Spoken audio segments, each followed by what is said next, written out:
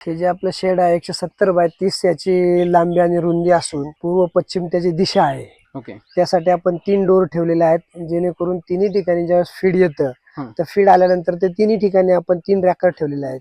ज्यावेळेस फीडची गाडी येते तिन्ही ठिकाणी आपल्याला ते ठेवता येते. पिल्लांना पाणी पिण्यासाठी हे ड्रिंकर आहेत. तर हे जसे आपण पाणी पितील चिक्स तसं त्याच्यामध्ये पाणी ऑटोमॅटिकली या पाईपद्वारे त्याच्यामध्ये कंट्रोल केलं जातं. ज्यावेळेस हे पिल्लं एकदम छोटी असतात आल्यानंतर आपल्याला त्याचं पूर्णपणे ऑब्झर्वेशन ठेवावं लागतं. ऑब्झर्वेशन त्याचं करता करता आपल्या लक्षात येतं याला 2-3 प्रकारचे रोग होऊ शकतात. जे खत वापरलं जातं आपण पोल्ट्रीचं नाही का, ही विष्ठा वापरली जाते कोंबड्यांची, तर हे जेव्हा आपण शेतीला वापरतो त्यावेळेस आपल्याला रासायनिक खताची कमतरता याच्यातून भरून काढली जाते. बॉयलर पोल्ट्री फार्मचा व्यवसाय कशा पद्धतीने केला जातो याबद्दलची संपूर्ण माहिती घेणार आहोत. व्हिडिओ आवडत असतील तर लाईक करा. तुमच्या ज्या काही प्रतिक्रिया असतील त्या कमेंटद्वारे नक्की कळवा. नमस्कार सर. तर सर सर्वप्रथम तुमची ओळख करून द्या आणि तुमचं शिक्षण किती झालंय? अच्छा, माझे नाव दादासाहेब सुरेश कटके. शिक्षण माझं SY BSc झालेलं आहे. तर सर साधारणतः किती वर्षापासून तुम्ही हे बॉयलर पोल्ट्रीचा फार्म करताय आणि साधारणतः ही संकल्पना तुम्हाला कशी सुचली? आपला हा व्यवसाय 2006 पासून स्टार्ट केलेला आहे. आतापर्यंत चालू आहे. मधल्या कालखंडामध्ये 4 ते 5 वर्ष काही अपरिहार्य कारणामुळे बंद होता.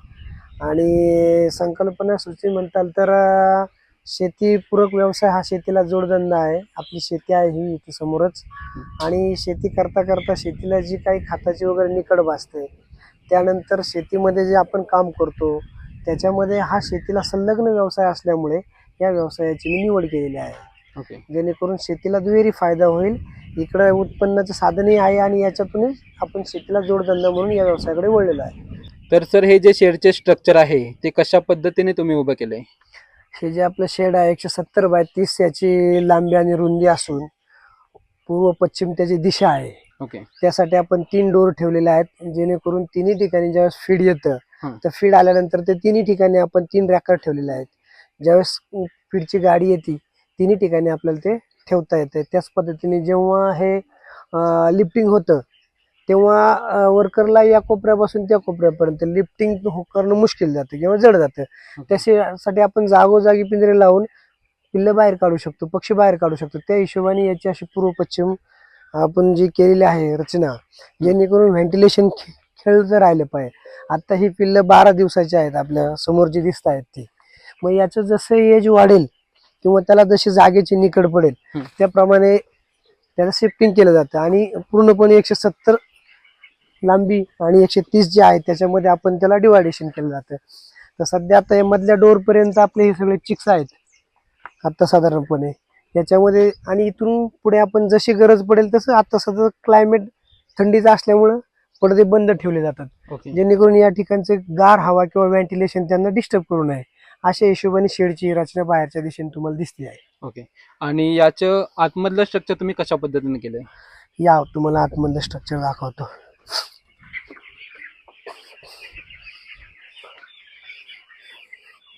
आतमध्ये साध्या पद्धतीने स्ट्रक्चर घेतलेलं आहे. वरती सिमेंटचे पत्रे टाकलेले आहेत, जेणेकरून उष्णतेमध्ये पिल्लांना जास्त गरमी सहन होत नाही यांना. त्यासाठी सिमेंटचे पत्रे वापरले जातात. त्यामध्ये गर्डल टाकलेले आहेत.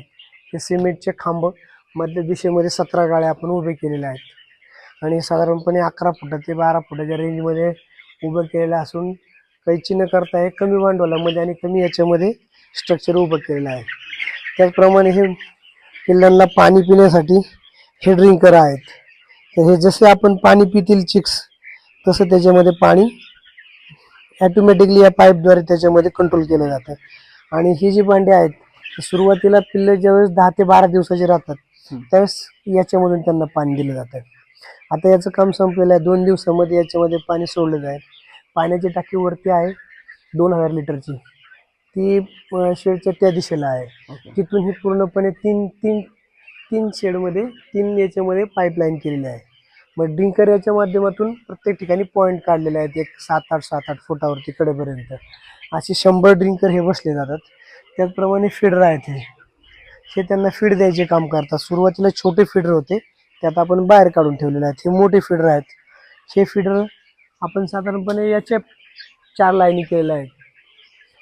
4 लाईनी याच्यामध्ये असे लाईन वाईज हे केले जातात. आता सध्याची पक्ष्यांची उंची छोटी आहे त्यामुळे हे लटकवले गेलेलं नाही. नंतर पुढं आपण जसे पिल्लांची उंची वाढणार हम्म. त्या पद्धतीने या भांड्याला हाईट देतो. ओके. कारण ते जास्त जर बसून खाल्ले तर त्यांना अपंगत्व प्राप्त होतं. त्यांच्या उंचीप्रमाणे त्यांना हवी अशी आपण उंची देतो याच्यामध्ये. आणि याच्यातून ते फीड आपण याच्यामध्ये पूर्णपणे फीड भरून ठेवल्यानंतर जशी पक्ष्याची उंची वाढेल तसं त्याला अशी हाईट द्यायची. जसा पक्षी मोठा होईल त्याप्रमाणे उंची दिली जाते त्याला. आता सध्या लटकवण्याची आवश्यकता नाहीये कारण पक्षी छोटा आहे. हम्म. आणि हे किती बाय किती मध्ये आहे हे अंतर? अच्छा, आता हे मधलं अंतर 30 म्हणजे 27 फूट आतमध्ये वापरलं जाते पक्ष्यांसाठी. आणि ही लांबी जी आहे ती 170 आहे. व्हेंटिलेशन ऍडजस्टमेंट होण्यासाठी हम्म. आपल्याला ही ऍडजस्टमेंट करावं लागते. पक्ष्यांना व्हेंटिलेशन ऍडजस्टमेंट होण्यासाठी हवेचं व्यवस्थित आतमध्ये संतुलन राखण्यासाठी आपण ही जाळी टाकली जाते. ही चिक जाळी म्हणली जाते याला. ही जाळी ज्यावेळेस टाकली ना, जाळीमुळे काय होतं की जेव्हा पूर्व पश्चिम दिशा असेल, वारं उत्तर दक्षिण वाहण्यासाठी आणि आतमध्ये कुठल्याही प्रकारची गरमी तयार होऊ नये, या पक्ष्यामध्ये निसर्गतः नॅचरली ते गरम असतात पक्षी. चिकन म्हटलं तर ते गरमच राहतात. आणि त्यांना एक विशिष्ट टेम्परेचर मेंटेन होण्यासाठी दोन्ही साईडला आपण जे आहे ही जाळी टाकलेली आहे. जेणेकरून या जाळीच्या माध्यमातून त्यांना आतमध्ये गरमी होणार नाही आणि गरमी न झाल्यामुळे पक्ष्यांची मर होत नाहीये आणि पक्ष्यांची वाढ उत्तमरित्या होती. त्यासाठी शेडची दिशा ही नेहमी उत्तर पूर्व पश्चिमच हवी आहे आणि जाळी ही उत्तर दक्षिण पाहिजे, जेणेकरून आतमध्ये एकदम वातावरण चिल्ड वाटेल. ही जी पिल्ले आणली जातात तर त्यांची व्हरायटी कोणती असते? आता याला बॉयलर बोलतात आणि त्याच्यामध्ये मग हा कॉप जातीचा पक्षी आहे. ही बॉयलर व्हरायटी असून हे फक्त चिकन कटिंगसाठी वापरलं जातं. म्हणजे जे खाण्यासाठी वापरलं जातं ते चिकन, आणि अंड्यावरची कोंबडी वेगळी राहते. ही फक्त चिकन खाण्यासाठी बॉयलर व्हरायटी आहे. त्याला बॉयलर व्हरायटी बोलतात. हा पक्षी लाईट वरती तयार केला जातो पूर्णपणे हीटमध्ये. हॅचरीमध्ये पक्षी तयार झाल्यानंतर लगेच काही वेळामध्येच त्याला व्हॅक्सिन दिले जातात. व्हॅक्सिन दिल्यानंतर साधारणपणे एक 6 ते 7 तासामध्ये आमच्या शेडमध्ये आणला जातो ओके. हा पक्षी. म्हणजे फर्स्ट डे पहिल्या दिवसापासून त्याची निगराणी आपल्याला करावी लागते आणि पहिल्या दिवशी पक्षी आल्यानंतर तिथून पुढे त्याची वाढ होत होत होत जाते. 36 दिवसाच्या पुढे आपण या पक्षीचं 32 ते 36 दिवसानंतर जशी गरज आहे त्याप्रमाणे हा कंपनी विक्रीला काढते. ओके. म्हणजे जर 32 दिवसाचा पक्षी असेल तर तो लेगसाठी जातो, लेग पीस म्हणून वापरला जातो त्याच्यासाठी. आणि नंतर मग पुढे जास्तीत जास्त 40, 42, 45 दिवसापर्यंत पक्षी हा चिकनला कटिंगसाठी घेऊन गेला जातो. ओके. आणि यांचं पाण्याचं आणि खाद्याचं नियोजन तुम्ही कशा पद्धतीने केलंय? अच्छा, पाण्याचं व्यवस्थापन असं, याला पाणी महत्वाचं आहे. आपल्याकडे बोरवेल आहे, बोरवेल म्हणून पाणी टाकी शिफ्ट केलं जातं, वरती टाकी आहे तिथून. आणि टाकीमध्ये आल्यानंतर मग पाणी शुद्धीकरणासाठी मेडिसिन्स वापरले जातात. पाणी शुद्धीकरण केल्यानंतरच पक्ष्यांना पाणी सोडलं जातं. पाणी या लाईनद्वारे येतं त्यांना. या ड्रिंकरमध्ये पाणी येतं, त्यांना जेवढं हवे तेवढं पाणी घेतलं जातं. पुन्हा ड्रिंकरमध्ये तेवढंच पाणी येऊन साचलं जातं. म्हणजे जास्तही होत नाही आणि कमीही पडत नाही जोपर्यंत टाकीमध्ये पाणी आहे. त्यानंतर दुसरं हे फिडर आहेत. ही खाद्याची भांडी बोलतात त्याला, फिडर. तर याच्याद्वारे पक्षी खाद्य घेतो. आम्ही सकाळी याच्यामध्ये फीड टाकून देतो. टाकून दिल्यानंतर पक्षाला जेव्हा जशी गरज पडेल गरजेप्रमाणे पक्षी फिडर शेजारी येतो, खाद्य खाऊन रेस्ट करून बाजूला बसून जातो. जेव्हा त्याला पुन्हा काही खाद्य खावंसं वाटतं पक्षी उठून खाद्य खायला येतो. अशा पद्धतीने ही फिडरची रचना आहे.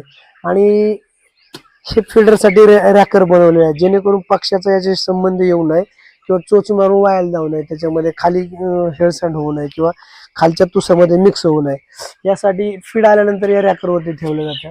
मग इथून ते थोडं थोडं करून प्रत्येक फीडमध्ये सकाळी टाकून दिलं जातं, जेणेकरून त्यांच्या गरजेप्रमाणे वापरले जातात, ते वापरतात पक्षी. ओके. आणि हे खाद्य तुम्ही कोणतं वापरता? आता याच्यामध्ये 3 प्रकारचं खाद्य येतं. सुरुवातीला स्टार्टर येतं, स्टार्टर नंतर PBS येतं.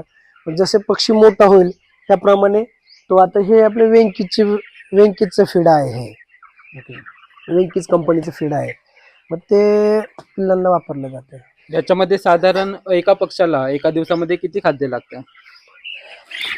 आता हा 12 दिवसाचा पक्षी आहे. ज्यावेळेस पक्षी सुरुवातीला येतो त्यावेळेस तो फर्स्ट डे असतो, पहिल्या दिवसाचा असतो. ओके. मग सुरुवातीला म्हणजे पॉइंट मध्ये तो खाद्य खात असतो. जशी जशी त्याची एज वाढेल तसं त्याचं फीड खाण्याचं प्रमाण वाढत जातं. मग ते 10 ग्रॅम, 15 ग्रॅम, 20 ग्रॅम, 30 ग्रॅम, जेव्हा लास्टला पक्षी आपण देतो 100 ग्रॅम पर्यंत पक्षी फीड खात असतो. जोपर्यंत कटिंगला जातोय तोपर्यंत. साधारणपणे 40 दिवसाच्या पुढे पक्षी गेला तर एक पक्षी 110 ग्रॅम 100 ग्रॅम पर्यंत फीड खातो. तर सर शेडमध्ये हे दिसतंय खालती टाकलेलं तुम्ही, तर हे टाकण्यामागचं कारण काय सर? अच्छा, तर हे जेव्हा पक्षी येतात छोटे असतात हं. आणि पक्षी आल्यानंतर त्यांना एक जन्म त्यांचा हा गरमीमध्ये झालेला असतो. आल्यानंतर त्यांना खाली गादी टाईप किंवा थोडंसं आपण जसं अंथरूण पांघरून घेतो त्या टाईपमध्ये हे भाताचा तुस आहे. हा तुस आपण वापरतो. हा तुस वापरण्याचं कारण असं आहे की पक्ष्याला त्याच्यापासून ऊब मिळते. त्यानंतर पक्ष्यांची जी विष्ठा वगैरे पडते ती याच्यामध्ये मिक्स होऊन जाते, जेणेकरून पक्ष्याला रोगराई होण्यासाठी किंवा त्याच्यामध्ये प्रॉब्लेम क्रिएट न होण्यासाठी ही काळजी घेतली जाते. ह्या तुसाद्वारे जो आहे तो जसजसा पक्षी मोठा होईल तशी त्याची विष्ठा वाढत जाते. विष्ठा वाढल्यानंतर जेव्हा आपण सकाळी रॅकिंग करतो हे मिक्स वर खाली केलं गेलं की याच्यामध्ये मिक्स होऊन जातो आणि याचाच वापर पुढे खतासाठी वापरला जातो. शेतीसाठी जे आपल्याला खत हवं असतं त्याच्यासाठी हे होऊन जातं. डायरेक्ट जरी पक्षाची विष्ठा शेतीमध्ये आपण वापरली तरी त्याचं प्रमाण जास्त होतं आणि त्याच्यामुळे पिकांना म्हणजे जाळण्याची संभव राहतो. मग जर तूस असेल तर तूसमध्ये मिक्स असेल तर ते सम प्रमाणामध्ये शेतीमध्ये टाकलं जातं, जेणेकरून रिझल्टही चांगला येतो आणि पक्ष्यांनाही त्याचा बेनिफिट्स होतो. त्यासाठी हे तूस खाली टाकलं जातो. ओके. आणि या पक्ष्यांचं सकाळपासून ते संध्याकाळपर्यंत खाद्याचं आणि पाण्याचं नियोजन कशा पद्धतीने असतं? अच्छा, सकाळी 2 तासच काम असतं शेडमध्ये. सकाळी साधारणपणे एक 7-7:30 नंतर कामाला आतमध्ये आपण सुरुवात केली तर सर्वप्रथम हे जे फिडर ड्रिंकर आहेत हे धुवून घेतले जातात, जेणेकरून त्याच्यामध्ये तूस पडलेला असतो किंवा पाण्याचं काही शेवाळ वगैरे आलेलं असतं तर हे पूर्णपणे साफ करून घेतलं जातं.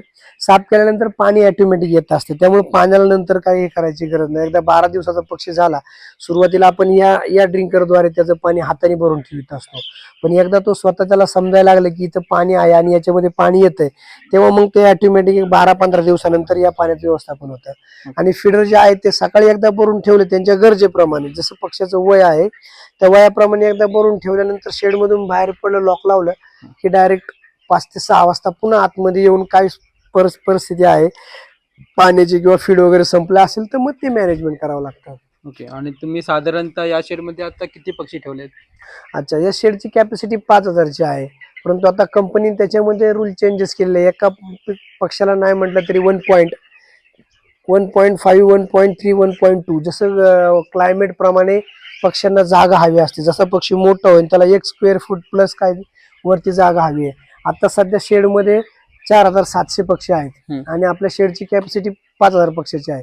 परंतु पक्षी मोठा झाल्यानंतर गरमीने इतर पक्ष्यांना त्रास होऊ नये त्यासाठी या शेडमध्ये आपण 4,700 पक्षी वाढवतो एका बॅचमध्ये.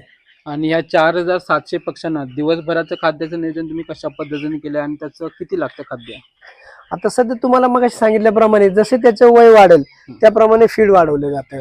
आता सध्या सुरुवातीला आपण 2 बॅगा 3 बॅगा टाकतो, नंतर 4 बॅगा, 8 बॅगेपर्यंत या ज्या आहेत तो एका वेळेस आपल्याला टाकावं लागतात फीडसाठी पक्ष्यांना. पक्षी जेव्हा एका दिवसानंतर आणला जातो तर त्याचं मॅनेजमेंट तुम्ही कशा पद्धतीने करता? अच्छा, पक्षी ज्यावेळेस छोटा असतो तो एकदम लहान असतो आणि तो उष्णतेपासून तयार झाला, त्यामुळे त्याला आतमध्ये टेम्परेचर मेंटेन होणं गरजेचं असतं. त्यासाठी आम्ही पहिल्यांदा हे साईडचे जे पडदे आहेत ते पूर्ण पॅक करतो आणि पॅक केल्यानंतर साईडला तुम्हाला वरती बांधलेले पडदे दिसतात ते देखील आतून टाकले जातात, जेणेकरून बाहेरची हवा आतमध्ये बिलकुल येऊ नये. त्यानंतर इलेक्ट्रिसिटीचे समोर पॅनल लावलेले आहेत, त्या पॅनलच्या हिशोबाने अशा मरकुऱ्या प्रत्येक पक्ष्यांच्या वरती हिटसाठी सोडल्या जातात. त्यानंतर आता चालू जो मोसम आहे चालू याच्यामध्ये हिट याच्या मरकुरीवरती सुद्धा मेंटेन होत नाही, मग त्यावेळेस आपण गॅस बुडर आणलेले आहे. हे गॅस बुडर आहे तिथं गॅसची टाकी ठेवून रेग्युलेटर लावल्यानंतर हे गॅस बुडर पेटवले जातात. जर आतमध्ये जास्त थंडी असेल आणि पक्षाला जर उष्णतेची गरज असेल तर मग हे गॅस बुडर पेटवले जातात आणि याच्या माध्यमातून आतमधलं जे टेम्परेचर आहे ते मेंटेन केलं जातं, जेणेकरून पक्ष्यांना एक सुस्थितीमध्ये आईच्या कुशीमध्ये असल्याप्रमाणे त्याला फील झालं पाहिजे आणि त्याप्रमाणे मग त्याची पुढे वाढ होत राहते. हे जे पक्षी आहेत त्यांना रोग होण्याची शक्यता असते का? आणि जर रोग होण्याची शक्यता असते तर ते कोणते रोग होतात आणि त्यांचं नियोजन किंवा त्यांचं व्हॅक्सिनेशन तुम्ही कशा पद्धतीने करता? बरोबर आहे, तुम्ही योग्य प्रश्न विचारला. ज्यावेळेस हे पिल्लं एकदम छोटे असतात आल्यानंतर आपल्याला त्याचं पूर्णपणे ऑब्झर्वेशन ठेवावं लागतं. ऑब्झर्वेशन त्याचं करता करता आपल्या लक्षात येतं याला 2-3 प्रकारचे रोग होऊ शकतात. व्हायरल इन्फेक्शन किंवा त्याला ॲसायटिस होते, त्यानंतर पोटामध्ये त्यांच्या पाणी तयार होते, गॅसेस तयार होतात. त्यावेळेस आपल्याकडे कंपनीने खूप उत्तम पद्धतीचे मेडिसिन्स आणलेले आहेत. मग आपल्याला तसं जाणवलं, त्याचं पोस्टमॉर्टम केलं जातं पक्ष्याचे, ज्यावेळेस मर होते त्यावेळेस जाणवल्यानंतर याला कुठल्या प्रकारचं सिम्पटम्स दिसतात पक्षाला, मग त्याप्रमाणे त्याला पूर्णपणे फाडलं जातं. आतमधलं त्याचं यकृत वगैरे आहे, हृदय आहे, त्याचं चेक केलं जातं, पोट चेक केलं जातं, आणि मग त्याच्यातून आपल्या निदर्शनास येतं की बाबा एक्झॅक्ट याला काय झालेलं आहे. मग त्याप्रमाणे मेडिसिन्स आहेत, मग तसे मेडिसिन्स वापरून त्याच्यावरती पुढे पाण्याद्वारे म्हणा किंवा डायरेक्ट त्यांना वॅक्सिन दिले जातात, किंवा त्यांना पकडून इंजेक्शन्सद्वारे त्यांना त्याच्यावरती पुढे उपाययोजना केली जाते, जेणेकरून पक्षी हा पब्लिकला जेव्हा चिकनला जाईल तेव्हा हेल्दी आणि योग्य पद्धतीने जाईल, अशा पद्धतीने त्याचं मॅनेजमेंट केलं जातं. ओके. आणि याच्यामध्ये 15 दिवसानंतर किंवा महिन्यानंतर अशा काही कन्फर्म लसी असतात का? हो, याच्या प्रत्येक लसी ठरलेल्या आहेत डे टू डे. सुरुवातीचे जे आहे ते 11व्या दिवसामध्ये, 21व्या दिवसामध्ये, त्यानंतर पुढे 36व्या दिवसामध्ये त्यांना वॅक्सिन डोळ्यावाटे दिले जाते, किंवा काही वॅक्सिन पाण्याद्वारे दिले जातात. या पक्ष्यांवर ऋतूचा काही परिणाम होतो का? म्हणजे पावसाळा, हिवाळा, उन्हाळा याच्यामध्ये त्यांची काळजी वेगळ्या पद्धतीने घ्यावी लागते का? निश्चितच प्रत्येक तिन्ही ऋतूमध्ये वेगवेगळ्या परिस्थिती आहे.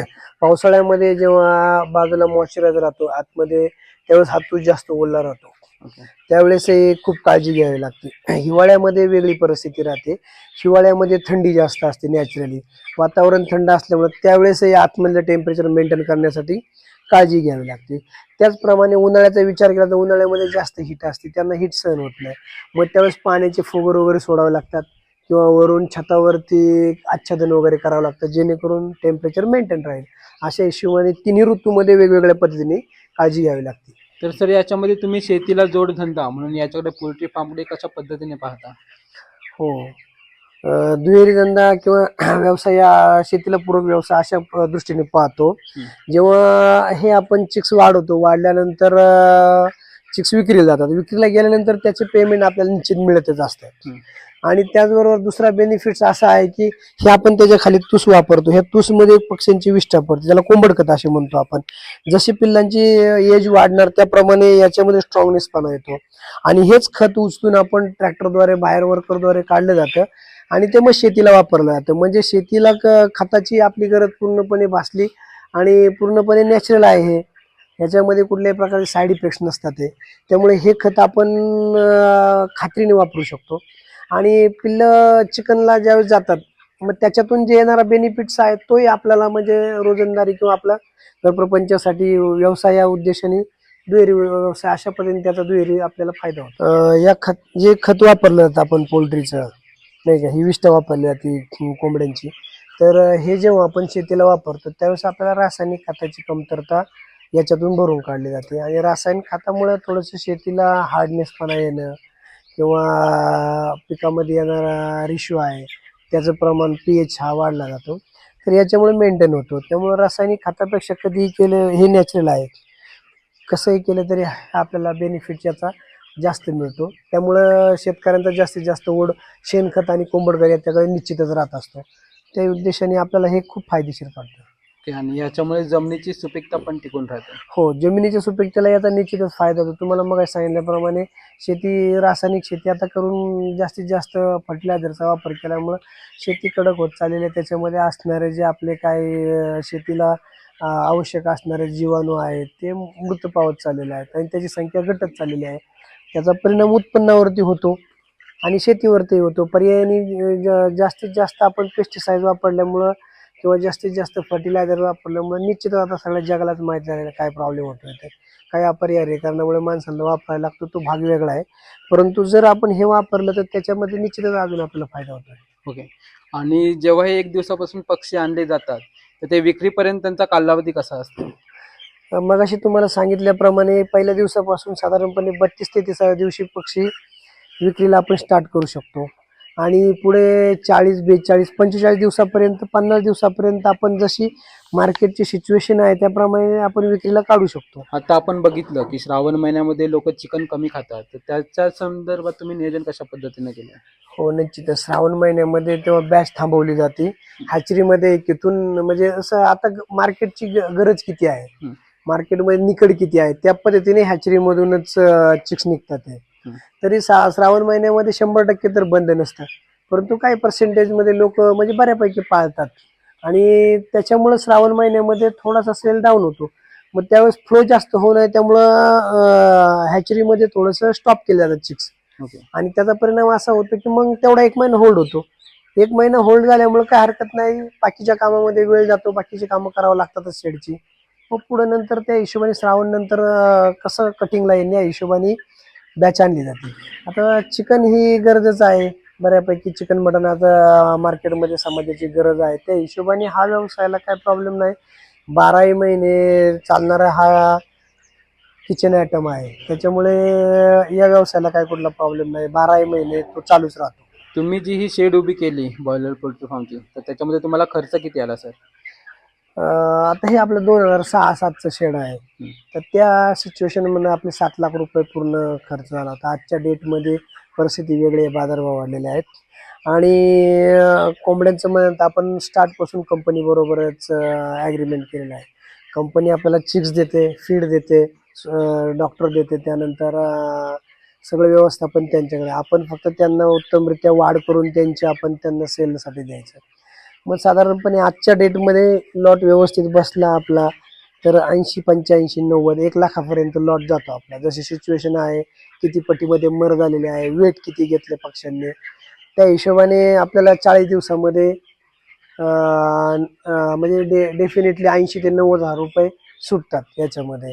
बाकी मग जे लाईटीचा खर्च आहे, हे गॅस बुडर आहे किंवा जे काही छोटे मोठे आपल्याला वैयक्तिक मेडिसिन्स वगैरे आणावं लागतात, तर तो खर्च हे बॅग आहेत 100 ते 150 बॅग राहते, याच्यामध्ये काही खर्च कवर होऊन जातो त्याचा.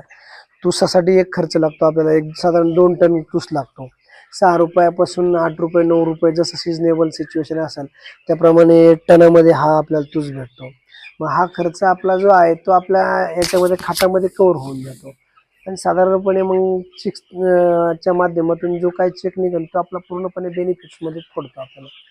ओके, म्हणजे तुम्ही हे सर्व जे पक्षी आहेत ते कंपनीला सेल करता? हो, कंपनी बरोबर टाय आहे. कंपनी ॲग्रीमेंट केल्यामुळे कंपनी ती त्यांच्या हिशोबाने आपण त्यांना याची वाढ करून किंवा मोठी करून कंपनीला आपण देतात. तर सर, जे नवीन उद्योजक आहेत ज्यांना बॉयलर पोल्ट्री फार्म उभा करायचा आहे, तर त्यांनी सुरुवात किती जागेपासून आणि किती पक्ष्यांपासून करावी? अच्छा, आता हे गोष्ट त्या व्यक्तीच्या भांडवलावरती डिपेंड करते. तुमच्याकडे किती पर्सेंटमध्ये भांडवल आहे.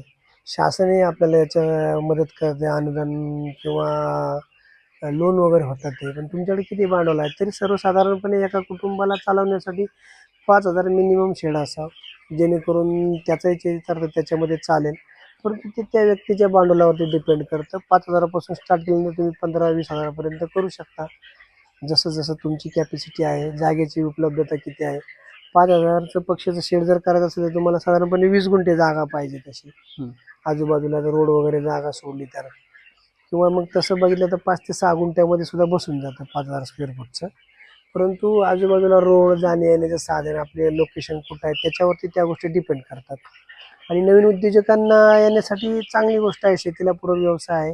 छोटे मोठे चॅलेंजेस बी आहेत, ते जर तुम्ही पूर्ण अभ्यास करून त्याच्यामध्ये उतरलात, व्यवस्थित माहिती घेतली, थोडे दिवस जरा शेडवरती काम केलं प्रॉपर, तर निश्चितच त्याचा फायदा आहे आणि बेनिफिट्स उत्तमरित्या त्यांना मिळून जातात. ओके. आणि जी नवीन युवा पिढी आहे त्यांनी जॉब करावे की व्यवसाय करावा, याच्याबद्दल तुम्ही काय सांगाल? अच्छा, आता हा प्रत्येकाचा एक वैयक्तिक विषय आहे. मी तर स्वतः म्हणजे व्यवसायाकडेच वळलेला आहे. आणि व्यवसाय हा कधीही तुमच्या नोकरीला उत्तमच राहतो. तुम्ही त्याच्यामध्ये किती स्वतःला झोकून देताय, तुमची काम करण्याची कॅपॅसिटी किती आहे त्याच्यावरती व्यवसाय अवलंबून आहे. परंतु व्यवसाय हा निश्चितच कधीही उत्तमच राहील.